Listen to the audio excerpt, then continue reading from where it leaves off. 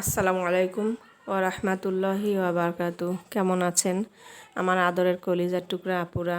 আল্লাহ সবাইকে ভালো সুস্থ রাখার তৌফিক দান করুন, এই দোয়া সবসময় করছি এবং আপনাদের দোয়ায় আমিও ভালো আছি আলহামদুলিল্লাহ। আল্লাহর কাছে শুকরিয়া জানাচ্ছি।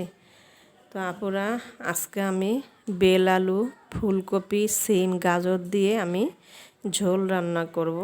তো দেখুন, এই যে এটা হচ্ছে বেল আলু। থাম্বেলে দেখতে পারবেন আমি বেল আলু, গাজর, সিমের থাম্বেল দিয়ে দিয়েছি। তো এই যে এটা হচ্ছে বেল আলু, গাজর আর এখানে ফুলকপি আমি কেটে নিয়েছি, আর হচ্ছে গাছের সিম। এটা হচ্ছে আমাদের এই গাছের সিম। বেল আলুটাও হচ্ছে আমাদের গাছের বেল আলু, আর ফুলকপি, গাজর কিনানো। তো আপুরা চলুন ফুলকপি, বেল আলু, গাজর, সিমের ঝোল তরকারি রান্না করি। তো আপুরা, আমি কড়াইয়ের মধ্যে পেঁয়াজ কাটা দিয়েছি। এবার আমি চুলাটা অন করে দিব। বিসমিল্লাহির রহমানির রহিম। চুলাটা অন করে দিলাম। এবার আমি সরিষার তেল দিয়ে দেব।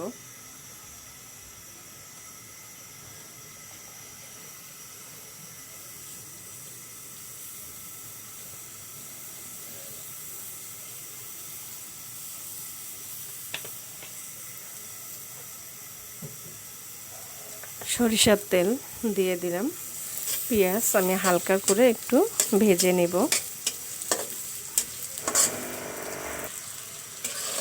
পেঁয়াজটা হালকা করে ভেজে নিলাম। এবার আমি আদা রসুন বাটা দিব।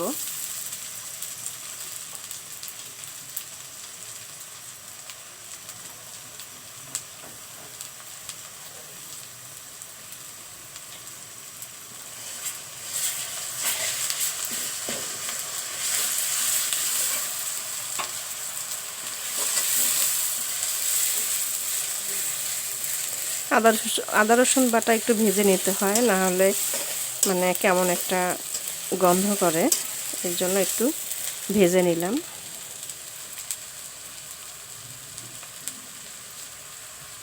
এবারে দিয়ে দেব লবণ, জিরা গুঁড়ো, হলুদ গুঁড়ো ও শুকনো মরিচ গুঁড়ো।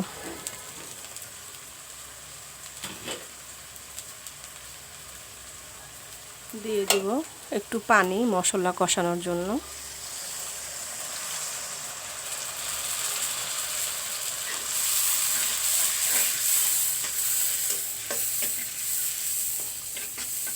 এবারে মশলাগুলো আমি কষিয়ে নেব। মশলা কষানো হয়ে গেছে। এবারে আমি ফুলকপি তরকারিগুলো দিয়ে দিব।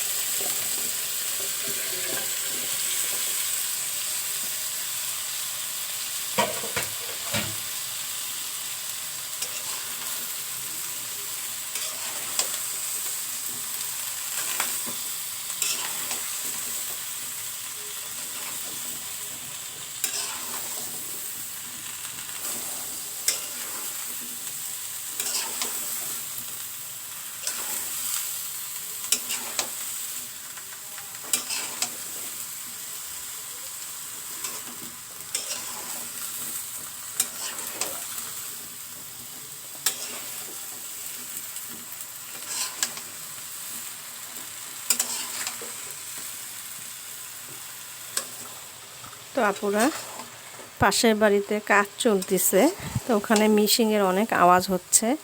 আমার ভিডিওটাও করতে অনেক কষ্ট হচ্ছে। তো আপনারা কেউ মনে কিছু নিয়ে কষ্ট নেবেন না যদি ভিডিওতে কোনো ভুল ত্রুটি হয়ে থাকে।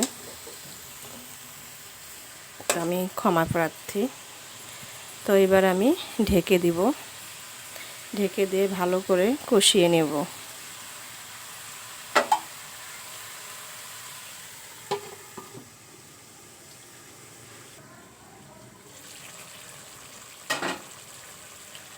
তো আপুরা, এবারে আমি ফুলকপিতে ঝোলের পানি দিয়ে দেব। আমি কষিয়ে নিলাম ভালো করে।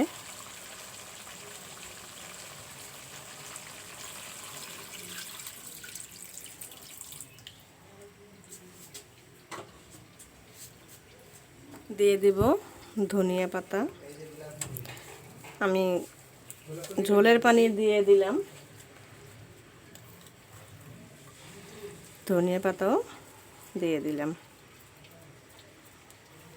আর এখন শীতকালীন সব তরকারিতেই ধনিয়া পাতা দিলে একটু খুব সুন্দর একটা ফ্লেভার আসে, আর খেতেও তরকারিটা মজাদার হয়। সবচাইতে রাত্রে রান্না করে রাখলে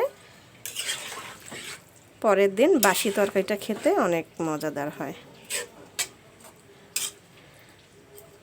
তো এবার আমি ঢেকে দেব।